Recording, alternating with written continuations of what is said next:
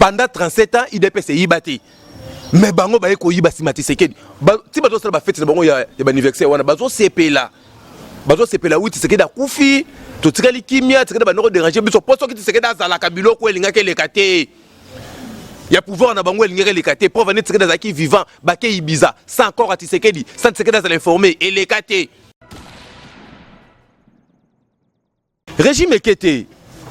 Régime ekete régime ezali. Et puis régime il sous ya makasi. Comment ça?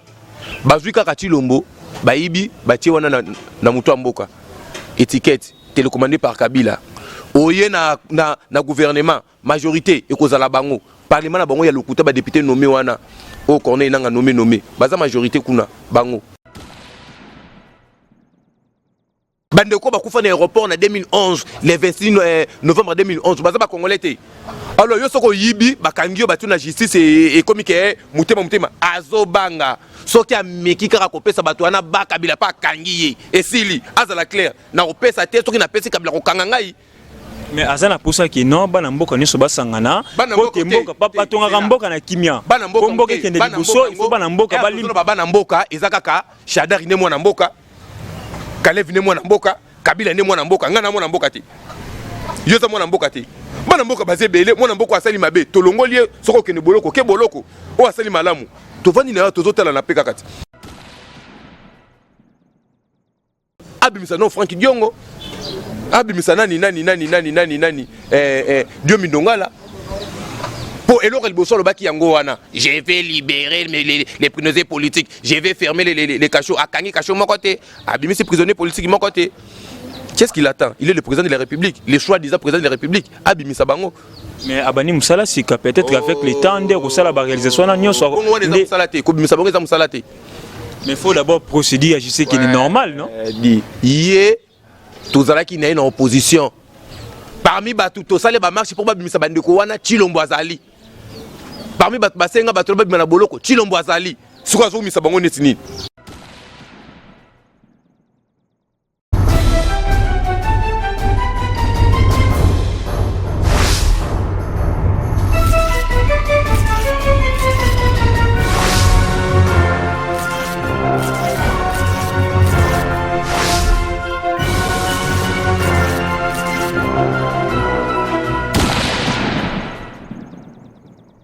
Mbote bando balandi à www.clubwa.com.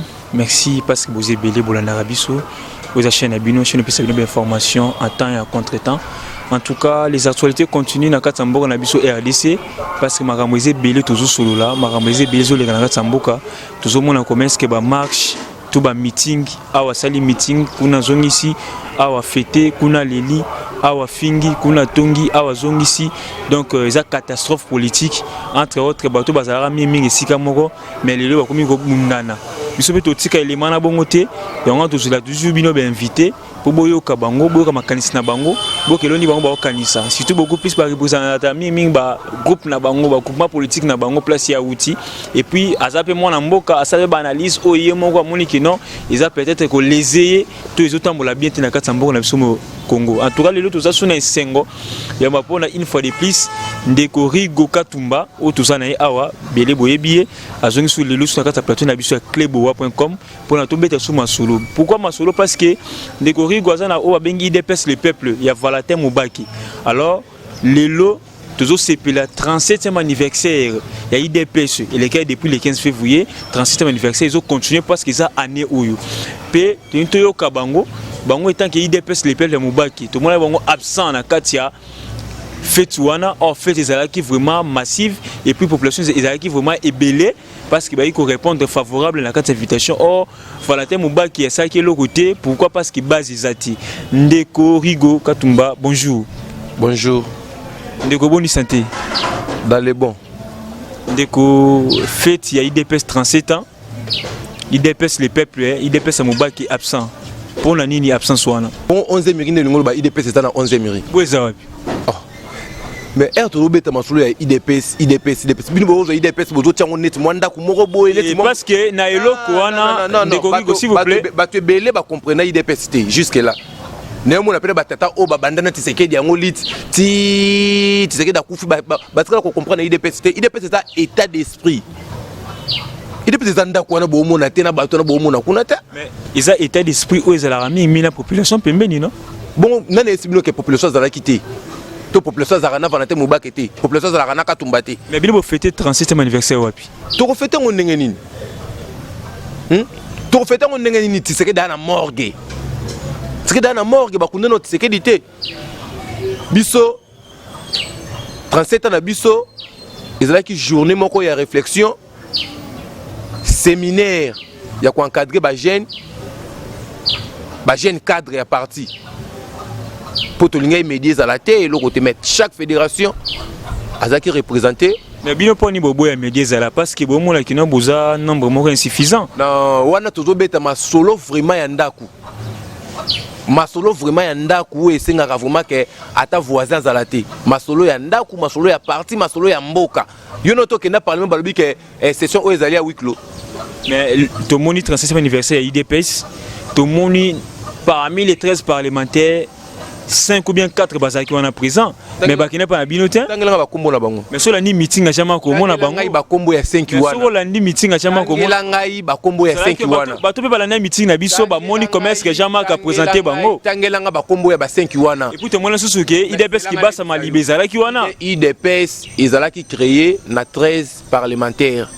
C'est 13 parlementaires au bakufa bazali au batraira bazali ou atikala kaka moko Etienne Tshisekedi wa Mulumba akufi o to monde bazaki wana na ebité que ba région de baninga na bon ba traître atraira ka après il y a 13 parlementaires fondateur IDPS ça fondateur IDPS mais alonini na IDPS à part trahison o ngotangela nga 5 c'est 5 fondateurs banani pe na ndimité baza 5 yango banani.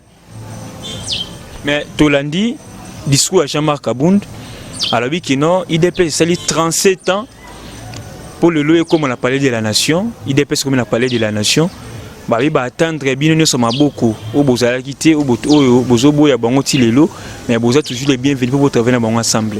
Donc on sous-entend que non pour l'avancement ya Congo, pour ceux qui IDPS peuple les beaux monde de la changement, le Bogoyape et pas Félix, pour travailler pour Congo qui est liboso.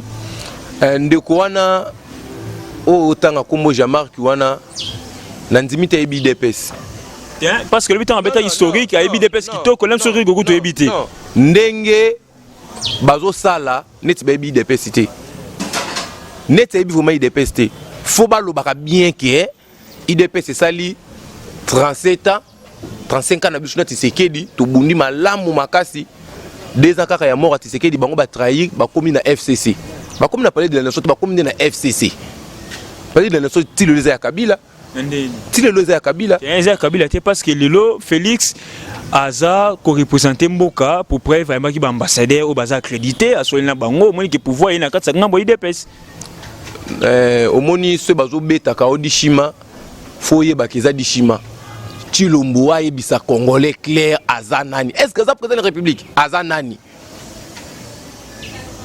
Makamoto le bobo mono kantaka théâtre président de la République aza garant de la nation nandimita ozana mutumo bona simatindi karatindi ton nani wazotindi ka mazana service à Kabila nazo répétant à plusieurs fois Kabila azotindi kae si le loi na service à Kabila nebisa ki bino ke Kabila jui tibala Kabila jui badi banga Kabila jui sous Chilombo et sili atana service à Kabila atana service ya régime d'occupation au ba occupa Congo Chilombo n'azana service à peuple congolais te un service il y a régime d'occupation nengaza on a ebike azana et puis azana singana kingo a peut ça peuple ni mais déjà azo promettre déjà peuple abi que non année prochaine déjà scolarité kozala gratuit et puis sous à l'Akiba Soda enseignant bientôt la social les offrant dans la stabilité na ebité na robi misaba biloko mususawa et ça ba ndoko musuba bazon na passe makasi scolarité il faut y être Chilombo ebisa batuke année prochaine et ça gratuit et ça droit constitutionnel que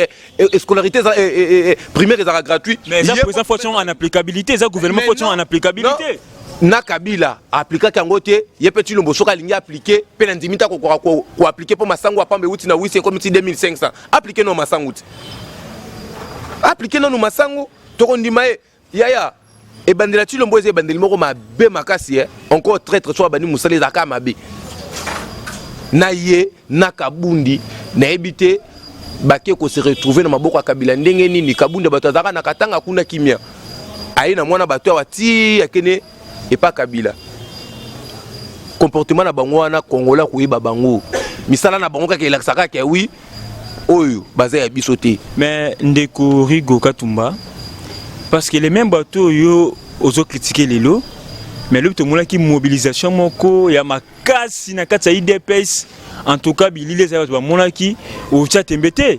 ngai oh ti lelo mubaka sali yango nanu te nga na ibisa yo ngai soko lingo betera masolo ya ti lo parti politique monsieur zo sala soute zela wado zo lingo tanga kaka momungu na munoko na bimisa oyo na ko bimisa te siège na biso za na lemba avenue changer numéro 27 soki ozalaki wana pona kine lemba na leki wapi na leki wana IDPS ro anga na yebi kuna na monaki yango te ina mono kanisa na jimbelenge moko boye bazo tumambwa kotoyo koto mankenena koto ndakala na IDPS za wana te eza biloko tikena banoko linga te tikena zo biso ka il y a des gens o balingi basala na IDPS bakomisa IDPS okanisa mo parti moko tribalo tikena banoko boye ngo kala yango wana Chilombo aye nango so za kunoke ba munoni bandoko na biso wana ponga mona Katumba ngamo na Muluba jamais ka Muluba te Muluba aza Muluba kende tuna ye bien lobane Katumba loboza Muluba awanga na ki Muluba naye mais jamais kaza neve ya Kalev a Muluba te bo Kalev aza nani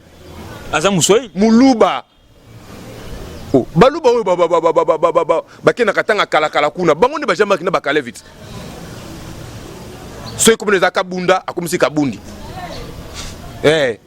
soki comme les Kabunda akomisi Kabundi toyebani te toyebani nga Jean-Marc il peut-être ebingate mais kombo na ebango déjà azana katanga kuna donc zo bunda pona IDPS zo bunda pona IDPS combattant ndimiango lelo avant à trahir bongo yo kantika na obenga tibala combattant te Jean-Marc s'il te plaît yo kantika na obenga tibala combattant te tibala pas combattant oui donc malgré trahison za combattant Jean-Marc pas bazalaka ba combattant muto combattant ba toujours combattant ti le parce que ba so diriger IDPS baza sous ba combattant Jean-Marc pe alaki ndeko Rigo pardon ndeko Rigo Yoka quand on parle de combattant c'est le combat qui fait de nous des combattants et bon on va combattre les sous oui Jean-Marc abi ke combat so continuer bande balanda biso mimi meeting Jean-Marc abi nini abi ministre oyo a retravailler bien taza voleur a comment na IDPS na kata balabala donc ça dit que non ba so continuer toujours combat bien kula ministre ni oyo travailler bien te ye no Jean-Marc IDPS ça va travailler non bien Chilombo président na bango IDPS ça va travailler non bien travailler bien pour preuve que papa Koufi yem tazo ki relève pendant une année tina congrès oyo mubaki akoka osala te ba violer mibeko nanu ya IDPS ba violer statut na règlement d'intérêt ya IDPS na mboka bozo petre na nini ba sala malonga ba ko violer constitution lobby ape mitwe baby binois na IDPS don ba gérer mabe détournement bango congrès intérim Tshisekedi faut basala ngo batu boye ba violer yango Kabunda ko c'est intérim Tshisekedi selon statut masala intérim Tshisekedi pendant une année soki na ndambu a expliquer bino pona nini ndenge nini mibeko mute etogizaki était ba violer statut yena Chilombo yena Kabundi wana bana misala Kabila lelo. Mais ndeko Rigo pourquoi pas lelo parce que combat ezaki merci ndeko Katumba combat ezalaki pour le changement régime kende ndeko lelo régime kei maintenant c'est ça ndeko lelo régime kei vous venez ko prôner pour le changement pourquoi pas lelo ko sangana souci à peuple yangwana peuple c'est un souci na bino bo sangana pote état de droit bino bana ko loka le peuple d'abord bo sala ngona misala lelo bo continuer au lieu que no bo sa batiraillement zela siko na l'exoke question no tuni yope bakosi yo ozaka parmi batu Chilombo akosi na Kabila oui régime ekete régime ezali et puis régime el susu ya makasi comment ça bazui kaka Chilombo baibi batie wana na mutu mboka étiquette télécommandée par Kabila oye na gouvernement majorité ekozala bango parlement na bango ya lokuta ba député nommé wana o corner nanga nommé baza majorité kuna bango toko kitana ba assemblée provinciaux bango ni bakozala ba kabiliste o ba na injonction ya Kabila oke na le gouvernement provincial. Car on est barozal. Oui, que la politique est dynamique, hein, mais la politique est dynamique. La politique est dynamique parce que tout le monde a un mandat Kabila, c'est aussi fort possible que le Félix a gagné de confiance et va député. La politique est dynamique, oui. Et les gens sont très dynamiques. Et il y a des gens qui quittent, il y a des victoires à Moninga, lobby que Nabo Nangai Bozong c'est la Moninga. Jamais Kazobo ya biloko wana, jamais Kazobo ya biloko wana parce que pendant 37 ans il y a l'IT, il y a IDPS yiba ni na mututin, babi qui non bango bazana histoire. Ndeni ba yiba pouvoir. Bazolo ba bien. Azolo mais bazo mi funda bango mokoti. Pendant 37 ans IDPS yiba te. Mais bango ba ko yiba simati sekedi. Ti bazo sala ba fête bango ya ba anniversaire wana bazo sepela. Bazo sepela wuti sekedi akufi, to tikali kimia, sekedi ba noko déranger biso poso ki sekedi azala kabilo ko elinga ke lekate. Il y a pouvoir na bango elingere lekate pour venir Tshisekedi zaki vivant baké ibiza sans encore à Tshisekedi sans Tshisekedi à l'informer et lekate.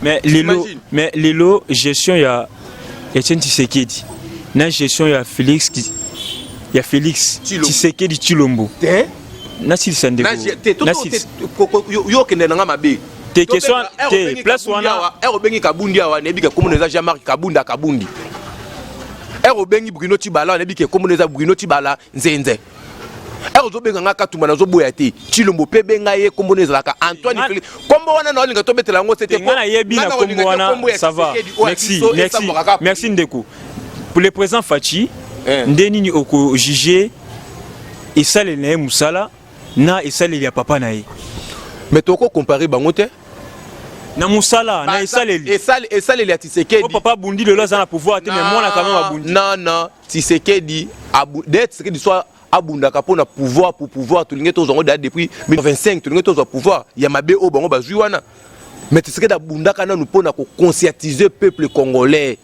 lutte Tshisekedi dango wana ko conscientiser peuple congolais pour année 2011 to gagner ka ba élection na Tshisekedi ka wana ye atikali sima Tshisekedi ayibi ba élection mais Tshisekedi a gagné qui ayibi ba élection ba yibeli na Kabila ba pesier de ko comparer ba kombo na mibalete Fati c'est une autre personne Tshisekedi c'est notre papa de la démocratie Tshilombo azana papa na démocratie comme on est Kabila ngana na papa na démocratie comme on est Tshisekedi wa Mulumba. Ndeko Rigo merci beaucoup bande obalani toza bon na Rigo Katumba lelo na kati ya émission na biso azosala oyaye analyse ba opinion eze individuelle. Mais tout ça, moi, je tourne les photos tourner lelo par rapport à l'émission de Lelo, Ndeko Rigo Katumba. Tout le monde lelo, le président de la République, Félix Antoine, a signé na Union européenne, na lettre ou Komaki, qui va lever les sanctions. Au moins, que le président de Yewana, motema monene, motema boboto, azana pour ça que non mboke qui ne dit bosso, yo message no jeune ndengeni. Moni er ngana zo bisao que Tshilombo aza toujours na service à Kabila. Bozo lingondimate. Tshilombo azo senga ba lever sanction wana ya banani. Qui est-ce qu'il a à voir na Batouana? Mais bah ça ba congolais. Qui est-ce qu'il a na bon? Chimangazaki congolais te. Chimangazaki congolais. Aussi l'autre là ndoko na biso akufaka na 2011 comme neko kimanga ndenge nini ndoko na biso moko akufa kuna na boulevard na marche baboma ye wana eza bazoboma baza ba congolais te bandeko bakufa na aéroport na 2011 le 26 novembre 2011 baza ba congolais te alors yo soko yibi bakangi yo batu na justice et comme que mutema azobanga soki ameki kaka kopesa bato wana ba Kabila pa kangi ye esili azala clair na kopesa te soki na pesi Kabila kokanga ngai. Mais azana pour ça que non bana mboka nyso basangana ko mboka papa tonga mboka na kimia ko mboka kende liboso il faut bana mboka balim bana mboka ezakaka Shadari ne mwana mboka Kalev ne mwana mboka Kabila ne mwana mboka ngana mwana mboka te yoza mwana mboka te bana mboka bazebele mwana mboka asali mabe tolongoli soko kende boloko ke boloko o asali malamu tovandi na tozotala na peka kati. Mais Ndeko Rigo comment est-ce que eko arriver que président Lelo azosenga liva ba sanction pour na ba dirigeant au bazana ba sanction mais azobetana lisolo ba prisonnier politique teti Lelo na ba exilé politique ba yebisaki ya yebi ba limite na ye azo travailler ba mwelela mu genou webi mu joni donc mu joni za azo sala ba teli ndelu liboso wana azana limite na ye place akoleka ayebi akoleka mu joni wana ba teli ete akoleka te abimisa no Frank Diongo abimisa nani Dio Mindongala pour eloko liboso lobaki yango wana je vais libérer les prisonniers politiques, je vais fermer les cachots akangi cachot mon côté abimisi prisonniers politiques mon côté. Qu'est-ce qu'il attend? Il est le président de la République, le choix-disant président de la République. Abimisa bango. Mais Abani Moussala, c'est peut-être avec le temps de la réalisation, mais il faut d'abord procéder à ce qui est normal, non? Yé, tous à qui n'est en opposition. Parmi Batou, tous les marches pour Babimisa Bandeko, Wana, Chilombo Azali. Parmi Basenga, Batoba Banaboloko, Chilombo Azali. Sourazou Misabango Netini. Kabila Nari Sarabuna Zamwasa Mutute. Azamwasi ya Mutute, Obo Monika Chilombo ya Kotina Malembe Ndengwana. Afandi Kabila Kangele Maboka Zotala e ndenge bozo kanisa aloba alieni ni ya Kabila apesipe Kabila nini. Donc c'est que yoza si ki ba pesa ni biloko ba pesa ni te dona ba pesa ndeti nini ye bati wana zala wana to peso ba honneur président de la République esili moza na pouvoir te pouvoir eza pas Kabila. Bandeko Balandi, merci beaucoup. Tous avons mon arigo. Mbokoyo, tous avons makambo et salamate mokili mobimba. Tout le monde na Congo. Le président sortant a nommé le président à 30. Tout le monde a monté.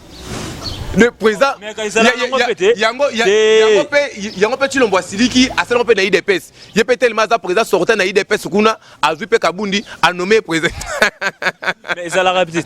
Donc Kabila atalika ke non, so ba minde pe ba nommé ba président mais pourquoi pas pengai. Bon ça selon yo mais a nommé parce que gagné qui na ba élection, il y a le 30 décembre ba voter qui avec 38% le président élu. Et puis tout le monde commence que ba ambassadeur accrédité ba ndimi le lo ba na gagné le 15.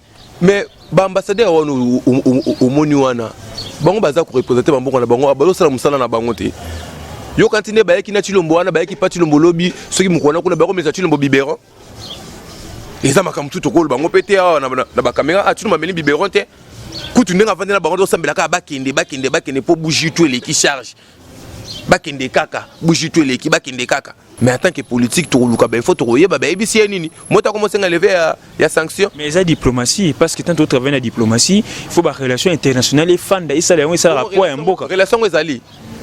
Régime échangé, régime à Kabila, on est des relations aux Libanda. Mais quand tu as maison Schengen, ils ont fait en condition de la paix, c'est bon. Lever sanctions. Yo quand tu vas miner là, tu ne peux pas les sanctions. Baminde lo kanti mabaoke ne balongoli sanction poti lo mwasengi bango Kabila senga rangote e longwaka Schengen tena bi Schengen ngoti bakangya ngokuna banani